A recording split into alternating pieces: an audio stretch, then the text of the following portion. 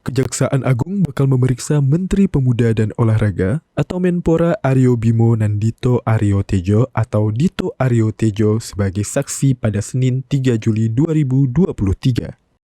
Pemeriksaan terhadap Dito Aryo Tejo berkaitan dengan perkara dugaan korupsi pengadaan Tower Base Transceiver Station atau BTS oleh Badan Aksesibilitas Telekomunikasi dan Informasi pada Kementerian Komunikasi dan Informatika atau Bakti Kominfo. Memang tak dibeberkan lebih lanjut oleh Kejaksaan keterkaitan pemeriksaan Dito Aryo Tejo dalam perkara ini.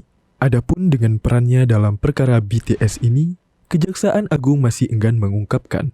Namun, dalam penggalan berita acara pemeriksaan atau BAP yang beredar, nama Dito Aryo Tejo disebut-sebut oleh Irwan Hermawan, tersangka yang bakal duduk di kursi persakitan pertama kali pada Selasa 4 Juli 2023. Irwan menyebut bahwa Dito Aryo Tejo menerima 27 miliar rupiah dari dana proyek BTS Bakti Kominfo. Tak disebutkan untuk keperluan apa penerimaan itu, namun Irwan mengungkapkan bahwa Menpora Dito Aryo Tejo menerima uang itu pada rentang November hingga Desember tahun 2022. Dalam perkara ini, Irwan Hermawan akan menjalani sidang perdana pada Selasa 4 Juli 2023. Dirinya akan disidang bersama Direktur Utama PT Mora Telematika Indonesia, yakni Galumbang Menak Simanjuntak, dan Account Director of Integrated Account Department PT Huawei Tech Investment, yakni Mukti Ali. Sementara ini, sudah ada 3 terdakwa yang disidang pada Selasa 27 Juni 2023.